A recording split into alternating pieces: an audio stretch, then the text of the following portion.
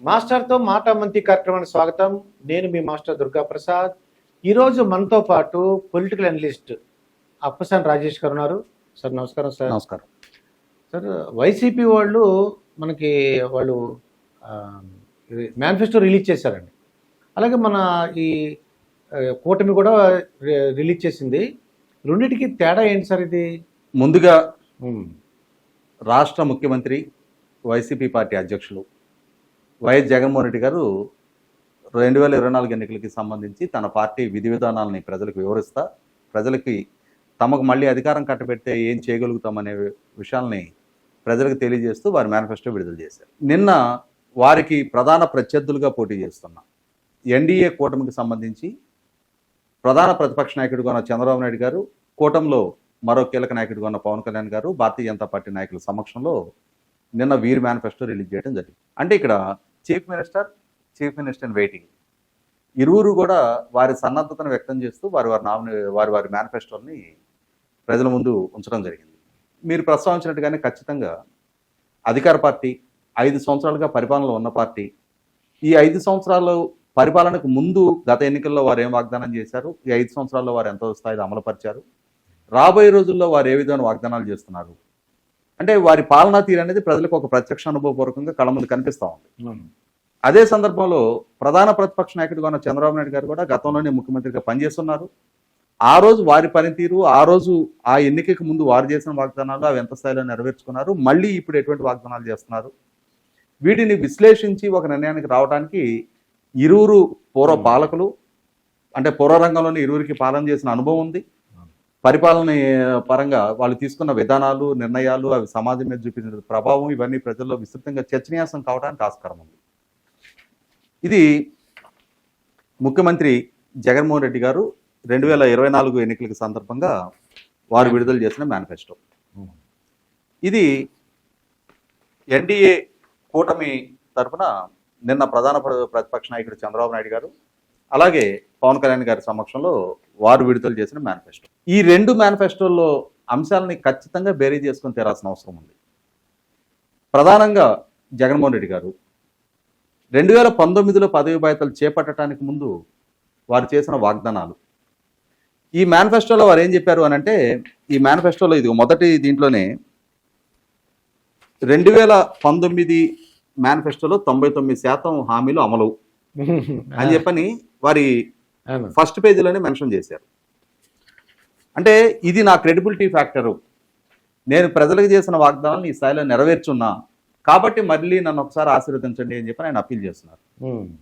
ఆయన నోటితోటి ఆయన నేను 99% హామీలు అమలు పరిచాను అని చెప్పేటప్పుడు ఖచ్చితంగా దాని గురించి ప్రజలు కూడా ఆలోచించుకుంటారు, నిజంగానే 99% హామీలు అమలు జరిగాయా? ఎందుకంటే జగన్మోహన్ రెడ్డి గారు ఏమంటున్నారు, ఒక నాయకుడిని ప్రజలు ఆమోదించాలా వద్దా అని నిర్ణయం తీసుకోవడానికి ఈ 4 పేజీల మేనిఫెస్టోనే ప్రాతిపదిక అని చెప్పి ఆయన భావిస్తున్నారు. ఆ విధంగా నమ్మించే ప్రయత్నం చేస్తున్నారు. కానీ ఆయనే స్వయంగా 3000 కిలోమీటర్ల పైగా పాదయాత్ర చేసిన సందర్భంగా వివిధ వర్గాల ప్రజలను ఉద్దేశించి చాలా వాగ్దానాలు చేశారు. ప్రధాన ప్రతిపక్ష నాయకుడిగా రాష్ట్రంలో చాలా పర్యటనలు చేశారు, చాలా నిరసన కార్యక్రమాలు చేశారు. చాలా వర్గాల ప్రజలకు సంబంధించిన నిరసన కార్యక్రమాల్లో పాల్గొన్నప్పుడు వాళ్ళకి చాలా అష్యూరెన్సెస్ ఇచ్చారు. తనకి ఒక ఛాన్స్ ఇచ్చి అధికారం కట్టబెడితే తను ఏం చేయగలుగుతాననేది తన ఎన్నికల ప్రచార సభల్లో కూడా చాలా వాగ్దానాలు చేశారు. ఆయన ఏమంటారంటే, మేనిఫెస్టోనే పరిగణలోకి తీసుకోండి, దీంట్లో నేను ఎంత స్థాయిలో అమలుపరిచానో చూడండి అంటున్నారు. మరి ఒక నాయకుడిగా మీరే చాలా సందర్భాల్లో చెప్పున్నారు కదా, ఈ మైక్ పట్టుకొని ఒక నాయకుడు ప్రజలకు ఒక వాగ్దానం చేస్తే దాన్ని గనక నెరవేర్చుకోకపోతే ఆ నాయకుడు కాలరు పుచ్చుకునే స్థాయి చొరవ ప్రజలకు ఉండాలి, ఆ స్థాయి క్రెడిబిలిటీ నాయకుడికి ఉండాలి అని చెప్పని మీరే చెప్పేవారు కదా. నాయకుడు మాట తప్పకూడదు, మడం తిప్పకూడదు అని చెప్పేవారు కదా. మరి అటువంటప్పుడు ఖచ్చితంగా ఎన్నికల ప్రచార సభల్లో కానీ మీ పాదయాత్ర సందర్భంగా కానీ మీరు ఇచ్చిన వాగ్దానాలు కూడా విస్తృతంగా చర్చనీయాంశం అవుతాయి. ఇవాళ 5 సంవత్సరాల పాలకుడు, మీ వాగ్దానాల్ని నమ్మి ప్రజలు మీకు అధికారం కట్టబెట్టారు. మీరు ఏం వాగ్దానాలు చేశారు ఆ రోజున? 45 సంవత్సరాలు దాటిన ప్రతి మహిళకి పెన్షన్ ఇస్తాను అన్నారు, అమలుపరిచారా? మద్యపాన నిషేధం చేస్తాను అన్నారు, అమలుపరిచారా? మీరు యువతని లక్ష్యంగా చేసుకొని చంద్రబాబు నాయుడు కేంద్ర ప్రభుత్వం దగ్గర సాగిలపడి ప్రత్యేక హోదా సాధించలేకపోయాడు, నాకు ఒక ఛాన్స్ ఇచ్చి అధికారం ఇవ్వండి, నేను ప్రత్యేక హోదా సాధిస్తా, ప్రత్యేక హోదా సాధన వల్ల ప్రపంచవ్యాప్తంగా ఉన్న పెట్టుబడిదారులు మన దగ్గరికి తరలిచ్చి పెట్టుబడులు పెడతారు. 13 జిల్లాలని 13 హైదరాబాద్లకు అభివృద్ధి చేస్తా, వలసలు లేని ఉపాధి కల్పిస్తా, జాబ్ క్యాలెండర్ రిలీజ్ చేస్తా, మెగా డిఎస్సి కండక్ట్ చేస్తా, కాంట్రాక్ట్ అవుట్సోర్సింగ్ ఉద్యోగుల్ని రెగ్యులరైజ్ చేస్తా, ఇట్లా రకరకాల వాగ్దానాలు చేశారా చేయలేదా? చేశారో చేయలేదనేదాన్ని ముందు అడ్మిట్ అవ్వండి. మరి ప్రత్యేక హోదా సాధన కానీ, ఈ ప్రపంచవ్యాప్తంగా పెట్టుబడులు రప్పించడం కానీ, ఆ సంస్థలను నెలకొల్పడం కానీ, 13 జిల్లాలని 13 హైదరాబాద్లకు అభివృద్ధి కానీ, ఈ ఉపాధి కల్పన కానీ, ఈ వలసలు లేని ఉపాధి కల్పన కానీ, ఇందులో ఏ వాగ్దానం నెరవేరిందో మొట్టమొదటి రాష్ట్రానికి, ఆ యువతకి వివరణ ఇవ్వండి. ఈ రోజు మీరు 2019 ఎన్నికల్లో జగన్మోహన్ రెడ్డి గారి గెలుపుకి చాలా కీలకంగా దోహదం చేసింది యువత. ఆ యువతని లక్ష్యంగా చేసుకొని జగన్మోహన్ రెడ్డి గారు ఇచ్చిన వాగ్దానాల్లో ఆయన గ్రామ వార్డు సచివాలయ సిబ్బంది నియామకమే సర్వరోగ నివారణగా చిత్రీకరించే ప్రయత్నం చేశారు. ఈ రోజు మేనిఫెస్టోలో కూడా ఆ అంశాలే పొందుపరిచి తాను లక్షల ఉద్యోగ కల్పన చేశానని చెప్తున్నారు. కానీ ఏ అసలు సిసలు వాగ్దానాలు అయితే యువతకు చేశారో వాటిని నెరవేర్చలేదనేది వాస్తవం. ఈ రోజు రిలీజ్ చేసిన ఈ మేనిఫెస్టోలో కూడా భవిష్యత్తులో యువతకు ఎటువంటి అంటే రాబోయే 5 సంవత్సరాల కాలంలో తనకు పరిపాలన కనుక అందితే, తనకు మళ్ళీ అధికారం దక్కితే యువతకు ఎటువంటి భవిష్యత్తు కల్పిస్తానని ఒక నిర్దిష్ట వాగ్దానం ఇప్పటికీ లేదు. గత ప్రభుత్వ హయాంలో, అంటే చంద్రబాబు నాయుడు గారి ప్రభుత్వ హయాంలో క్రమం తప్పకుండా క్రెడిట్ క్యాంపులు కండక్ట్ చేసేవారు. SC corporation, BC corporation, ST corporation, minority corporation, Christian minority corporation, Kapu corporation, Vysya corporation, Brahmana corporation ద్వారా ఒక క్రమం తప్పని షెడ్యూల్ తోటి క్రెడిట్ క్యాంపులు కండక్ట్ చేసి సెల్ఫ్ ఎంప్లాయ్మెంట్కి సబ్సిడీ రుణాలు ఇచ్చేవారు. అటు ప్రభుత్వ ఉద్యోగాలు, ఇటు ప్రైవేట్ ఉద్యోగాలు దక్కని యువత తమ సొంత కాళ్ళ మీద తాము నిలబడాలి అనుకున్నప్పుడు వారికి సెల్ఫ్ ఎంప్లాయ్మెంట్ కోసం ఆ ప్రోత్సాహకాలు అందించాల్సిన బాధ్యత ప్రభుత్వం. ఈ రోజు దాకా పరిపాలన చేసిన అన్ని ప్రభుత్వాలు ఈ విధానాన్ని కొనసాగిస్తూ వచ్చినాయి. కొంచెం ఎక్కువ తక్కువ ఉండుండొచ్చు, కానీ అసలు 5 సంవత్సరాల పదవీ కాలంలో not even a single credit camp, ఒక్క క్రెడిట్ క్యాంపు కూడా ఏర్పాటు చేయని పాలకుడు జగన్మోహన్ రెడ్డి గారు. ఒక్క యువకుడికి కానీ యువతకు కానీ రాష్ట్ర వ్యాప్తంగా సబ్సిడీ రుణం అందించని పాలకుడు జగన్మోహన్ రెడ్డి గారు. ఇప్పుడు తనకు అధికారం ఇస్తే భవిష్యత్తులో సబ్సిడీ రుణాలు ఇస్తాను అని చెప్తున్నారు. అంటే గత 5 సంవత్సరాల కాలంలో ఎందుకు ఇవ్వలేదో మొట్టమొదటి ఆయన వివరణ ఇవ్వాల్సిన అవసరం ఉంది.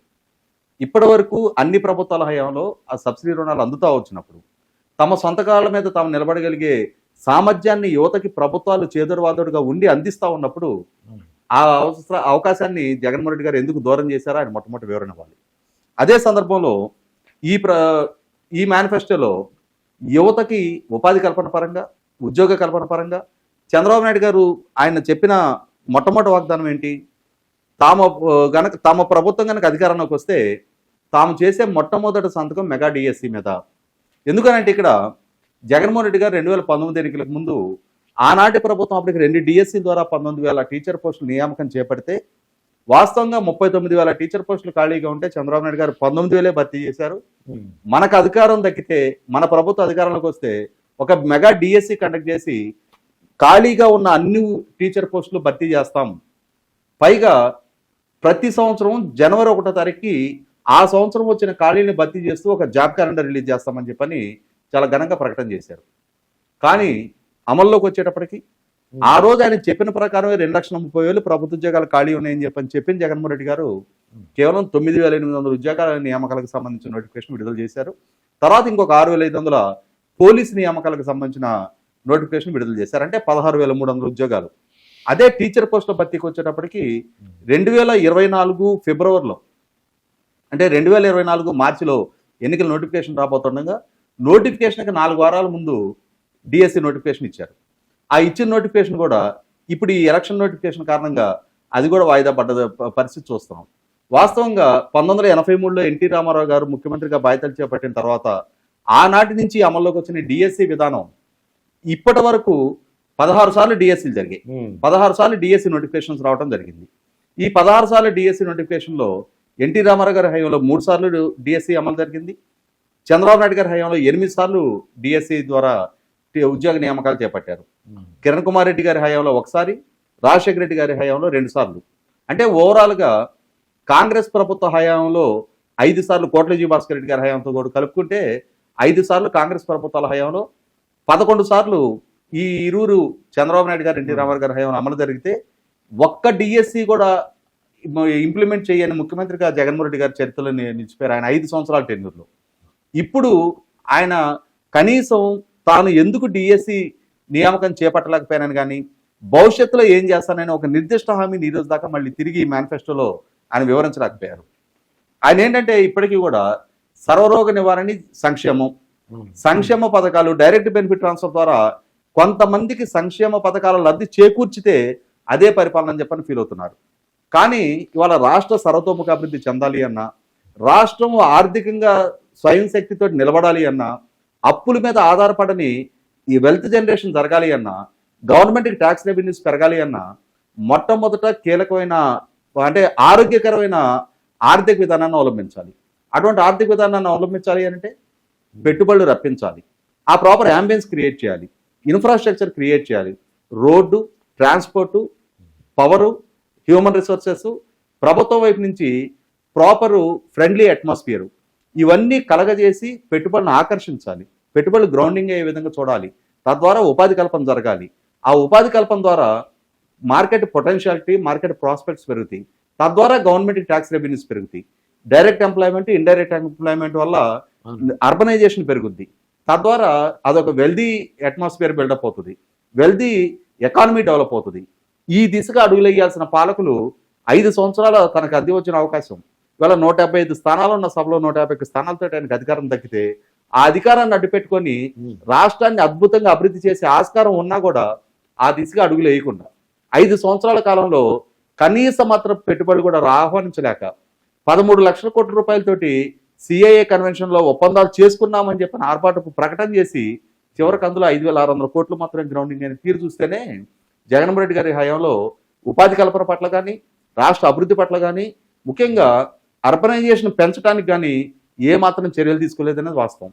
ఇదే సందర్భంలో రాష్ట్ర రాజధాని, ఇరిగేషన్ ప్రాజెక్టులు వీటి విషయంలో కూడా ప్రభుత్వ పరంగా చాలా లోపభూయిష్టంగా వ్యవహరించిన తీరు చూసాం. అంటే ఇప్పుడు ఈ ప్రజల ముందు పెట్టిన మేనిఫెస్టోలో కూడా రాష్ట్ర రాజధాని విషయంలో ఒక అసమగ్ర విధానాన్ని జగన్మోహన్ రెడ్డి గారు ప్రకటించారు. అంటే తమకు అధికారం దక్కితే విశాఖపట్నం నుంచి ఎగ్జిక్యూటివ్ రాజధానిగా పరిపాలన చేస్తామని చెప్పని ఆ మేనిఫెస్టోలో మెన్షన్ చేశారు. కానీ దానికి అంటే చట్టపరంగా ఉన్న ప్రతిబంధకాల గురించి, దాన్ని ఏ విధంగా అధిగమిస్తారనే అంశాల గురించి గౌరవ హైకోర్టు 2022 మార్చి 3వ తారీఖు రోజు ఇచ్చిన ఒక విస్పష్ట తీర్పు ప్రకారం ఆంధ్రప్రదేశ్ శాసనసభకి లెజిస్లేషన్ చేసే అధికారం కూడా లేదు అనే అంశాన్ని విస్మరించి ప్రజలను తప్పుదోవ పట్టించే వాగ్దానాలు చేస్తూ ఉన్నారు. ఇవన్నీ ప్రజలు పరిగణలోకి తీసుకుంటారు. అదే సందర్భంలో చంద్రబాబు నాయుడు గారు, పవన్ కళ్యాణ్ గారు నిన్న ప్రవేశపెట్టిన ఈ మేనిఫెస్టోలో అన్ని వర్గాలకి సంబంధించి అంటే సంక్షేమంతో పాటు సైమల్టేనియస్ గా రాష్ట్రాన్ని అభివృద్ధి చేయడానికి, ఎంప్లాయ్మెంట్ క్రియేషన్ కావాల్సిన అంటే చిన్న మధ్యతర పరిశ్రమలు నెలకొల్పే వాళ్ళకి, అంకుర సంస్థలు నెలకొల్పే వాళ్ళకి ఏ విధమైన ప్రోత్సాహకాలు ఇస్తామనే దగ్గర నుంచి ఎంఎస్ఎంఈ యూనిట్లు ఎస్టాబ్లిష్మెంట్ చేసే వాళ్ళకి ఏ విధమైన యాంబియన్స్ క్రియేట్ చేస్తామనే వరకు, ఉద్యోగ వర్గాలకి ఏ విధమైన వెసులుబాటు కల్పిపోతున్నాము, వివిధ కుల సంఘాలకి కులాలని కార్పొరేషన్ ద్వారా ఎంత బడ్జెట్ కేటాయింపులు చేయబోతామనేది ఒక విస్తృత అష్యూరెన్సెస్ ఇవ్వడం జరిగింది. వీటి నేపథ్యంలో ప్రజల్లో చాలా విస్తృతంగా చర్చనీయాంశంగా మారుతుంది.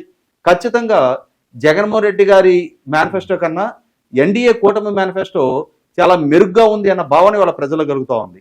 ఇటువంటి నేపథ్యంలో జగన్మోహన్ రెడ్డి గారి పార్టీ, వాళ్ళ శ్రేణులు, వాళ్ళ సోషల్ మీడియాలోనే ఒక రకంగా జగన్మోహన్ రెడ్డి గారి మేనిఫెస్టో విడుదలైన తర్వాత, ఎందుకంటే వాళ్ళ సంక్షేమ పరంగా చూసుకుంటే జగన్మోహన్ రెడ్డి గారు ఇప్పుడు అందిస్తున్న 3,000 పెన్షన్ స్థానంలో ఆయన 3,500 పెన్షన్ ఇస్తాను అంటూనే దాన్ని అమలుపరచడానికి 2028 జనవరి వరకు 250 రూపాయలు పెంచుతానని చెప్తా ఉన్నారు. అంటే 2 సంవత్సరాలు లాస్ట్ 2 ఇయర్స్ 4 ఇయర్స్ తర్వాత అంటే 2024లో అధికార బాధ్యతలు చేపడితే 2028 జనవరి నాటికి 250, 29 జనవరిలో 250 పెంచుతారంటున్నారు.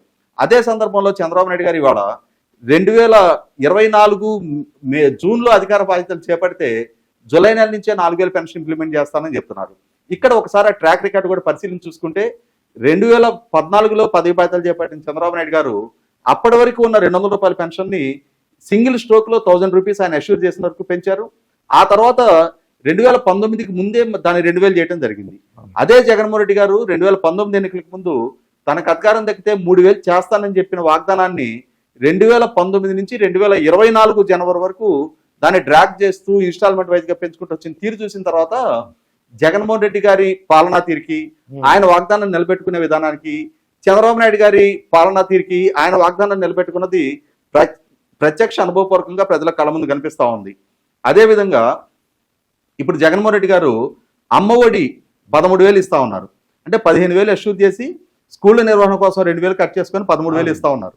అదే సందర్భంలో 2019 ఎన్నికలకు ముందు ఎంతమంది పిల్లలుంటే అంతమందికి ఇస్తామని చెప్పిన వాగ్దానాన్ని పక్కకు పెట్టి కుటుంబానికి ఒక 13,000 ఇస్తా ఉన్నారు. అదే పరిస్థితిలో చంద్రబాబు నాయుడు గారి వాళ్ళ ఎంతమంది పిల్లలుంటే అంతమందికి 15,000 చొప్పున ఇస్తానని చెప్తున్నారు. అంటే స్కూళ్ళ నిర్వహణకి కట్ చేసుకునే ప్రస్తావన లేదు. పైగా 2 బిడ్డలుంటే 30,000, ముగ్గురుంటే 45,000 ఇవ్వడానికి సిద్ధపడుతున్నారు. అంటే ఈ పరిస్థితి చూస్తే ఖచ్చితంగా ఈ రెండు మేనిఫెస్టోల మధ్య ఉన్న అంతరం తేడతనం అవుతుంది. అదే సందర్భంలో వికలాంగులకి ఈ జగన్మోహన్ రెడ్డి గారు 3,000 పెన్షనే ఇస్తా ఉన్నారు. అదే సందర్భంలో చంద్రబాబు నాయుడు గారు వికలాంగులకు 6,000 అష్యూర్ చేస్తా ఉన్నారు. పూర్తి డిజేబిలిటీ ఉన్న వాళ్ళకి 10,000 రూపాయలు అష్యూర్ చేస్తా ఉన్నారు. అంటే ఇక్కడ ఖచ్చితమైన అంతరం కనిపిస్తా ఉంది. ఇవాళ రైతు బంధు జగన్మోహన్ రెడ్డి గారు 4 సంవత్సరాల్లో 50,000 ఇస్తానని చెప్పారు. అంటే కేంద్ర ప్రభుత్వం నుంచి వచ్చే నిధులతో సంబంధం లేకుండా. కానీ ఆచరణపూర్వకంగా వచ్చేటప్పటికి ఆయన హయాంలో ఆయన వైపు నుంచి 37,500 మాత్రమే ఇవ్వడం జరిగింది. అంటే 50,000 స్థానాల్లో 37,500 ఇచ్చారు. అదే సందర్భంలో ఇప్పుడు చంద్రబాబు నాయుడు గారు ₹1,00,000 ఇస్తానని చెప్పని వాగ్దానం చేస్తున్నారు 5 సంవత్సరాల కాలంలో.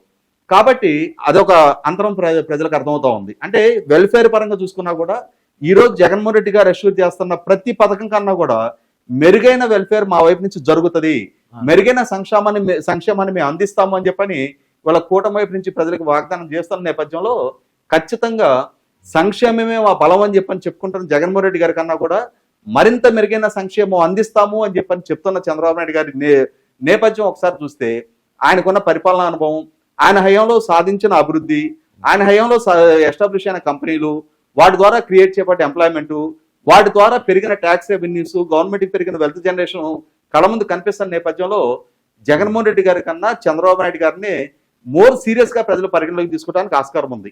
ఇదండి అప్పసాని రాజేష్ గారితో జరిగిన ఇంటర్వ్యూ. మరొక ఇంటర్వ్యూతో మీ ముందుంటాను. మీ మాస్టర్ దుర్గా ప్రసాద్.